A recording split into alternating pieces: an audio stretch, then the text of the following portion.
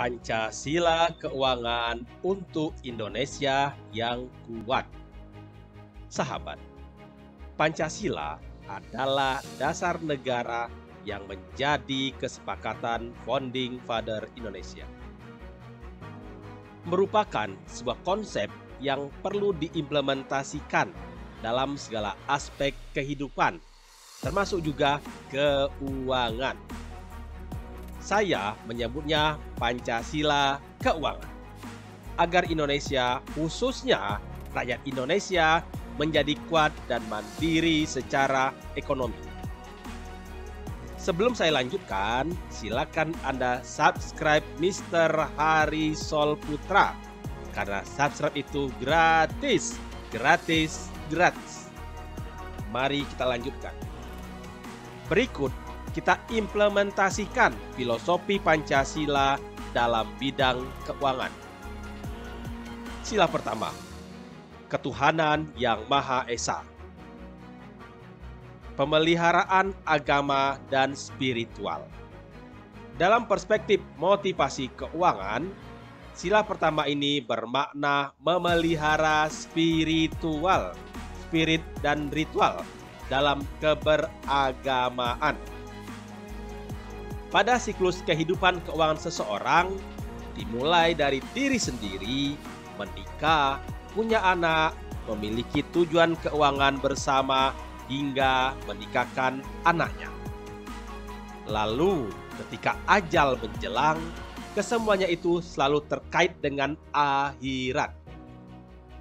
Ketika mau menikah misalnya, carilah pasangan yang seiman, agar tujuan keuangan menjadi satu dalam bahtera rumah tangga.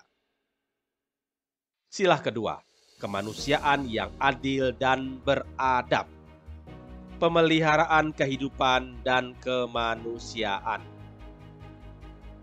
Jika dalam kehidupan ada standar minimal keuangan agar kita bisa hidup dan beradab, maka aspek kebutuhan keluarga memiliki makna penyusunan skala prioritas keuangan.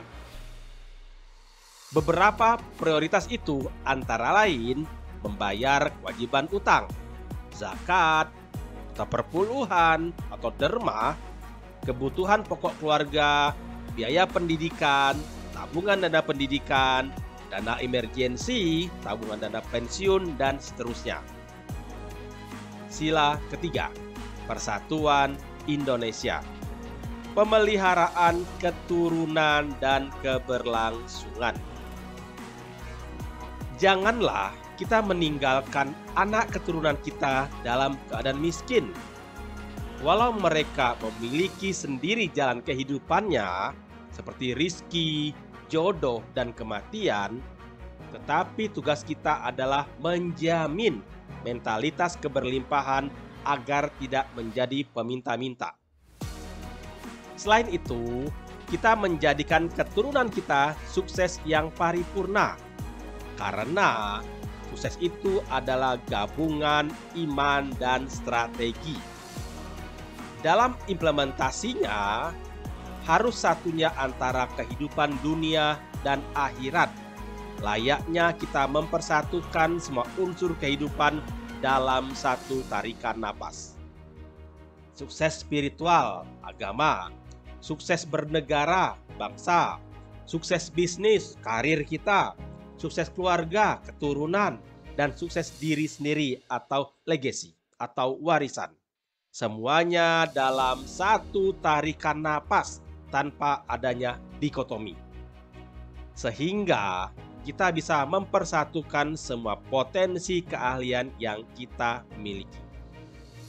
Ini sila keempat, kerakyatan yang dipimpin oleh hikmat kebijaksanaan dalam permusyawaratan perwakilan.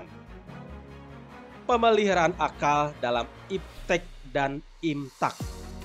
Iptek adalah ilmu pengetahuan dan teknologi, serta imtak adalah iman dan takwa. Kita adalah bagian dari NKRI, Negara Kesatuan Republik Indonesia, yang artinya keberlangsungan negara bangsa ini harus ditopang oleh pilar-pilar kebangsaan.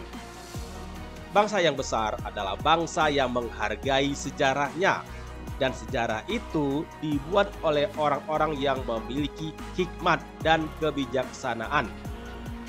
Dengan akal pikirannya mengusung kemaslahatan umat.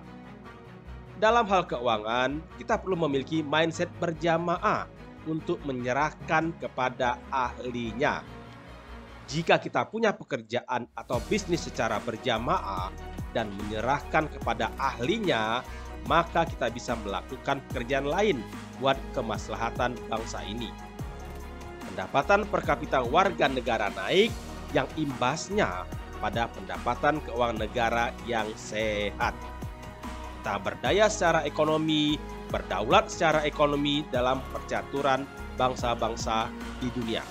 Yang terakhir, sila kelima. Keadilan sosial bagi seluruh rakyat Indonesia. Pemeliharaan harta dan kepemilikan. Hakikatnya, harta yang kita gunakan hari ini adalah pinjaman dari anak cucu kita. Kita hanya menggunakan hak guna pakai yang akan diteruskan secara estafet oleh mereka nantinya. Kita harus memastikan harta tersebut digunakan di jalan yang benar dan bisa dipertanggungjawabkan, baik secara duniawi maupun ukhrawi, agar kita bisa melaksanakannya Pancasila keuangan untuk Indonesia yang kuat.